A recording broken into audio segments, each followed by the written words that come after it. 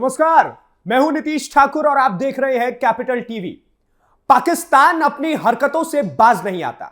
उसे पिटने की भूख इतनी है कि कभी भारत के पास आकर पिटता है, यहां मन नहीं भरता तो बलूचों से जाकर के पिटता है, और वहां भी मन नहीं भरता तो इस बार अफगानिस्तान से पंगा लेने पहुंच गया है। पूरी खबर आपको विस्तार से बताएंगे, उससे पहले हमारी आप ये स्पेशल रिपोर्ट देखिए। पाकिस्तान दुनिया का एकमात्र ऐसा मुल्क है जिसके पास खाने को 2 वक्त की रोटी हो ना हो, लेकिन वो युद्ध के लिए अपने पड़ोसी देशों से पंगा लेता रहता है। कभी भारत से ऑपरेशन सिंदूर में पिटेगा तो कभी बलूचों से पिटेगा, और अब तो पिटने की भूख इतनी तेज हो गई है कि अफगानिस्तान से युद्ध का डंका बजा दिया। लेकिन शायद पाकिस्तान ये बात भूल गया है कि अफगानिस्तान में इस वक्त सरकार तालिबानियों की है। वो युद्ध के नियमों के अनुसार नहीं लड़ती, बल्कि अगर उसे जरूरत पड़ी तो आतंकवाद का भी सहारा लेकर मारेगा, मगर मारेगा जरूर। और इस बार अफगानिस्तान ने डूरंड लाइन के पार घुसकर पाकिस्तानी सैन्य चौकियों को निशाना बनाया और तबाह कर दिया। और न केवल इतना, बल्कि अफगानी सैनिकों ने 19 बॉर्डर पोस्ट को सीज कर दिया है, साथ ही 55 पाकिस्तानी सैनिकों को मार गिराया है। लेकिन पाकिस्तान अभी भी सही आंकड़े देने से लगातार बच रहा है, जो कि पाकिस्तान के लिए बिल्कुल नया नहीं है। हर बार वो मौत के आंकड़े समय दर समय छुपाता रहा है। लेकिन एक बात जो तय है कि पाकिस्तान इस बार भी पिटने के बाद अपने नाजायज बाप अमेरिका के पास लौट जाएगा और कहेगा बचा लीजिए। लेकिन देखना यह होगा कि क्या ट्रंप एक बार फिर से ये कहेंगे कि युद्ध मैंने रुकवाया।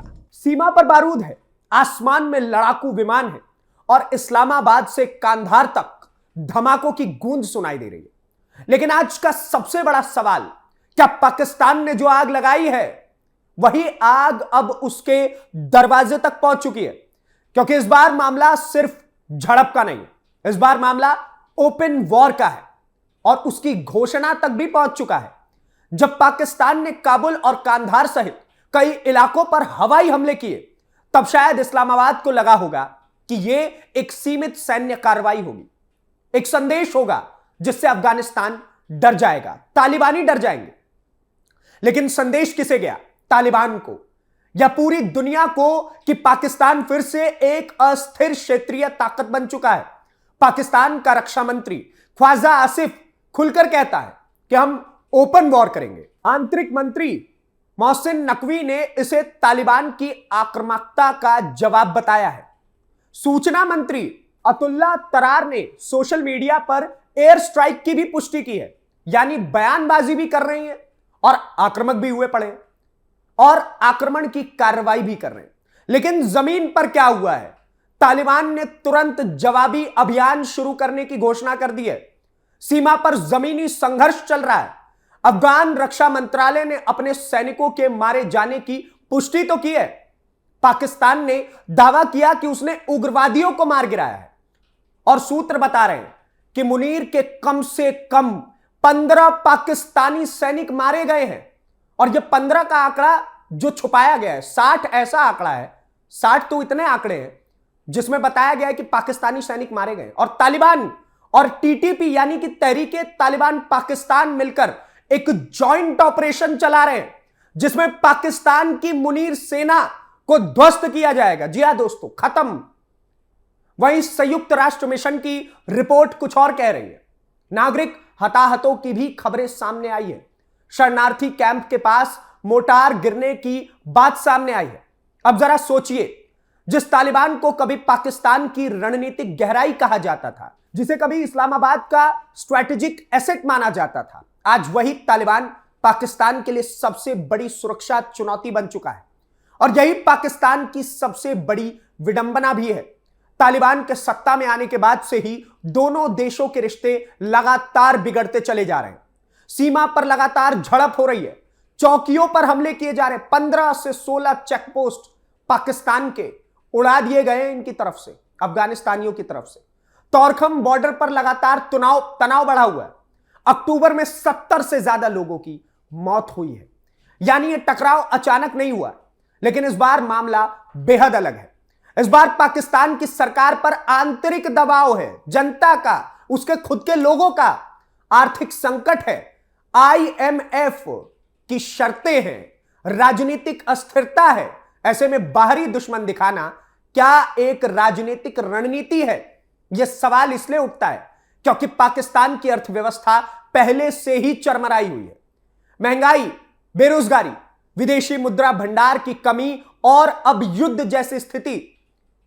सिर्फ गोलियों से नहीं लड़ा जाता है युद्ध अर्थव्यवस्था से भी लड़ा जाता है, और इस मोर्चे पर पाकिस्तान पहले से ही बेहद कमजोर है। तालिबान की प्रतिक्रिया सिर्फ बयान तक सीमित नहीं रही है। काबुल में 2 घंटे तक लड़ाकू विमानों की आवाज गूंजती रही है। कंधार, जो तालिबान के सर्वोच्च नेता हिबातुल्ला अखुंदजदा का गढ़ माना जाता है, वहां भी तनाव लगातार बढ़ा है। अगर पाकिस्तान यह सोच रहा था कि तालिबान डर जाएगा, तो शायद उसने 1990 का तालिबान याद रखा होगा।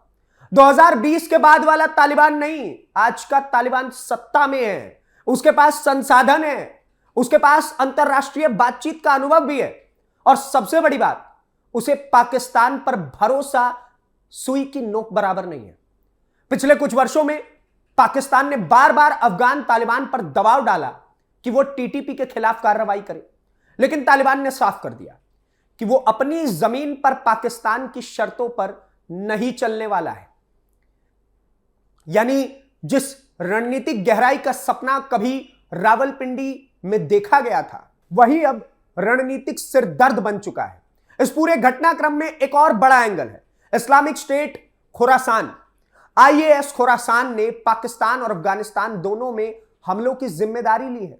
इस्लामाबाद की शिया मस्जिद पर हमला, काबुल में आत्मघाती विस्फोट, यानी हालात पहले जैसे जटिल थे।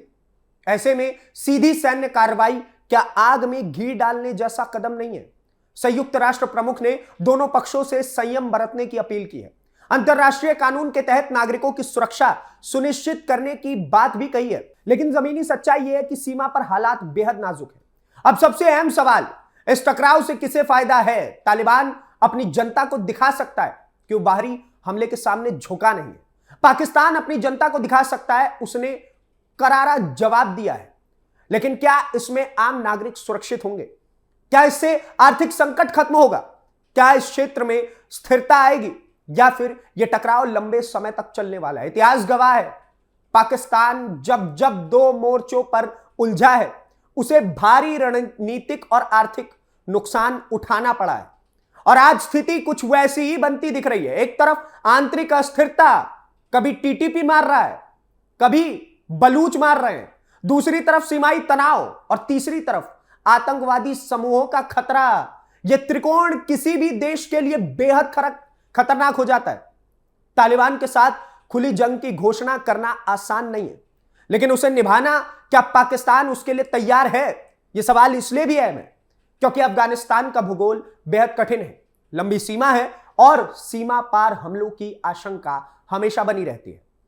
अगर यह संघर्ष लंबा चला तो शरणार्थी संकट बनेगा, व्यापार प्रभावित होगा, सीमा पर आवाजाही रुक सकती है, और सबसे बड़ा असर पड़ेगा क्षेत्रीय स्थिरता पर।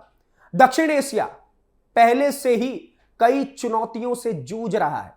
ऐसे में एक और खुला सैन्य संघर्ष पूरे क्षेत्र को अस्थिर कर सकता है। आज की हकीकत यही है कि पाकिस्तान ने जो कदम उठाया, उसने हालात को और जटिल बना दिया है। तालिबान ने जिस तरह जवाबी तेवर दिखाए, उसने स्पष्ट कर दिया है कि यह टकराव एक तरफा नहीं रहेगा।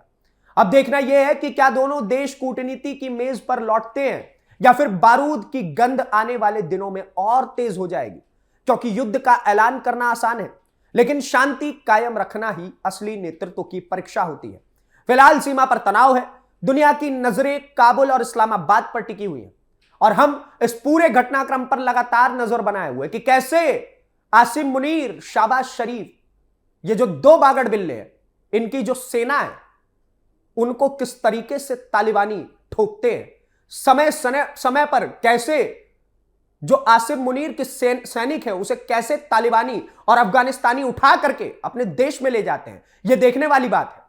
और लगातार जिस प्रकार से पाकिस्तान कभी ऑपरेशन सिंदूर में हमसे पिट रहा है, कभी अफगानिस्तान से पिट रहा है, ऐसे में अब पाकिस्तान क्या फिर से अपने अब्बा अमेरिका के पास पहुंचेगा और ट्रंप के सामने जाकर के खड़ा होकर के कहेगा कि बचाइए, इस बार फिर से पिट रहा हूं, और फिर ट्रंप वही तमगा लेकर के आ जाएंगे कि मैंने दो देशों के बीच युद्ध रुकवाया। आप क्या सोचते हैं इस पूरी खबर को लेकर के हमें कमेंट बॉक्स में जरूर बताएं।